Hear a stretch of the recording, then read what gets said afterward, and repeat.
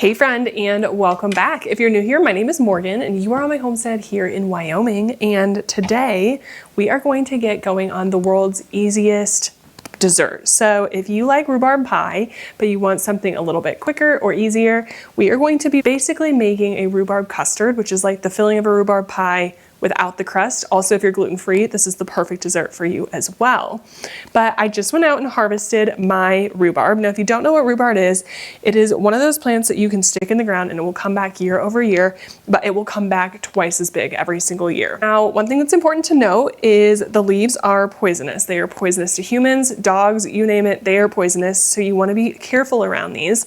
Just a quick little story to make sure you always remember that the rhubarb leaves are poisonous is our dog Arrow, when he was a little puppy, got into a rhubarb plant and ate an entire rhubarb plant and had to go to the vet, get his stomach pumped. It was a whole nightmare. So make sure if you decide to grow rhubarb or you are growing rhubarb, you are very careful about where it goes. But we absolutely love rhubarb and love making desserts with it. This is actually the first year that our rhubarb is big enough to do anything with. So I'm super excited. It's still a little bit early. We don't have a ton of rhubarb right now, but I want to make sure that we are using it.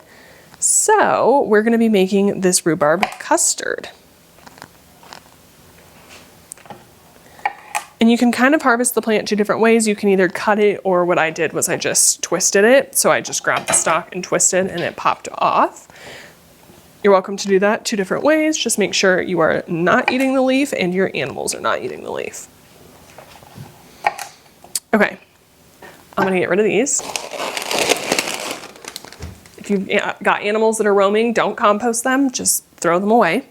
I'm gonna go ahead and get these washed up and then we're going to slice them up for our custard. One thing that is great about rhubarb is it grows in really cold climates. So Sam's family has a cabin at 9,000 or 10,000 feet in elevation, and the rhubarb grows and thrives there. So if you are living in a cold climate or high elevation, definitely give rhubarb a try. And this is a really young rhubarb. This will normally need to go a little bit longer, but we just couldn't wait. Okay, so you'll need a stick of butter, and we're gonna use a little bit more to butter the dish with. So I'm just running some butter all the way around the dish, making sure to get those edges in the bottom. And you can pretty much harvest rhubarb anytime. You just wanna make sure that the plant is well enough established. So you usually want them to be about, each of the stalks about 10 inches or so before you harvest them, just to make sure the plant is established. And when you're harvesting rhubarb, you only want to harvest, like half of it. Don't go harvest the entire plant because it won't be giving you any more. So make sure you only harvest some of the plant at a time, and that will help keep it healthy and keep it giving you more. Okay, so I'm just lining this. If you have more rhubarb, I would add more rhubarb, but this is all I have. So I'm just going to line the bottom here with our rhubarb, and then we're going to set this off to the side.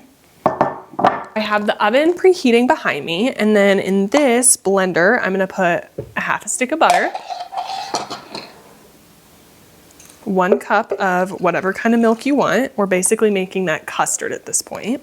Then I'm gonna add in 4 eggs. Oops.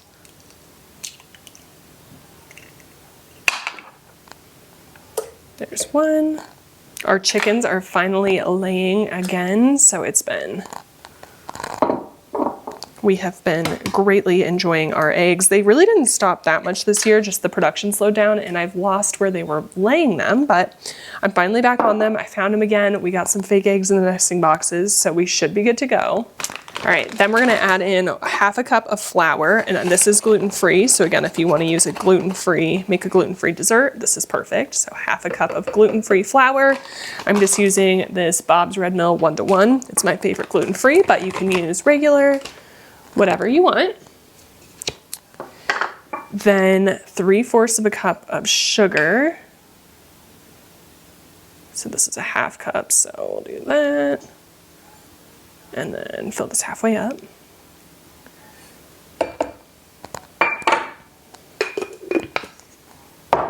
And then a teaspoon or so of vanilla. Measure that with your heart.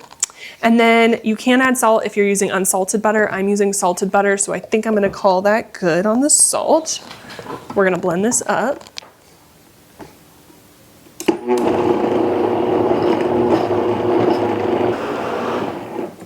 Okay, that looks perfect. Let's grab our rhubarb. And we're just going to pour this on top. It might be a little bit too much batter for this pan, but we'll see. Perfect.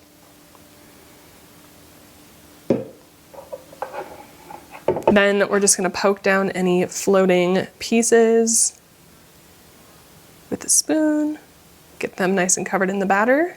And then we're going to put this into a 350-degree oven for about 40 to 55 minutes.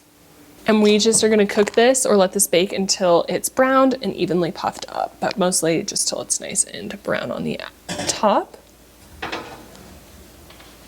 Here we go. This ended up taking about 45 minutes in total, and once it was done, we let it cool down for about half an hour until it was fully cool before cutting into it. It cut into the perfect slices. It looked just like a pie slice minus the crust. This was so yummy and is definitely something that we will be making over and over again while we have this rhubarb. Thank you so much for watching today's video. I hope you enjoyed, and I'll see you in the next one.